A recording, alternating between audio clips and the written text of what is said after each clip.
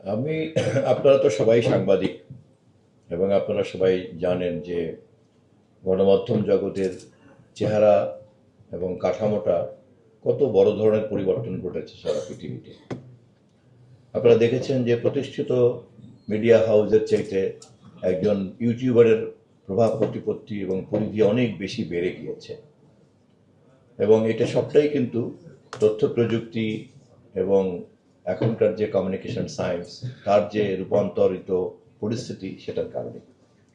5+ star rating প্রাপ্ত দেশের সর্বোচ্চ বিদ্যুৎ সাশ্রয়ী ওয়ালটন এসি স্মার্ট কমফোর্ট এখন নেক্সট লেভেলে।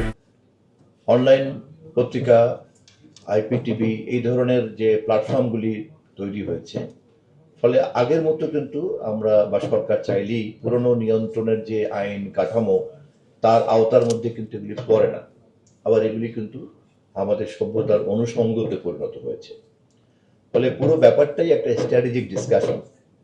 ছোটখাটো বিষয় নিয়ে কথা বলা যায়, অমুকটা কি হবে তমুকটা কি হবে, কিন্তু আমরা এরকম কোনো পিসমিল কথাবার্তা না বলে গণমাধ্যম সংক্রান্ত একটা বিষয়ে আপনাদের মতো স্টেক হোল্ডারদেরকে সাথে নিয়েই একটা স্ট্র্যাটেজিক মুভ নিতে চাই। এই জন্য আমি কোনো বিচ্ছিন্ন বিক্ষিপ্ত মন্তব্য করতে চাচ্ছি না আপাতত। আর ব্যক্তিগত মালিকানাধীন কোনো প্রতিষ্ঠানে কে তার কর্মকর্তা কর্মচারীদেরকে রাখবেন কি রাখবেন না, এটা তো তার একটা এখতিয়ার এবং ক্ষমতা আছে। আবার তথ্য মন্ত্রণালয়ে যে কোনো ধরনের গণমাধ্যম কর্মীদের এক ধরনের নিরাপত্তা এবং নিরাপদ পরিবেশ নিশ্চিত করার একটা নৈতিক দায়িত্ব আছে, কিন্তু এই নৈতিক দায়িত্ব পালন করার জন্য কোনো উদ্যোক্তার প্রতি কি পরিমাণ চাপ প্রয়োগ করা যাবে তার কিন্তু কোনো আইন নাই।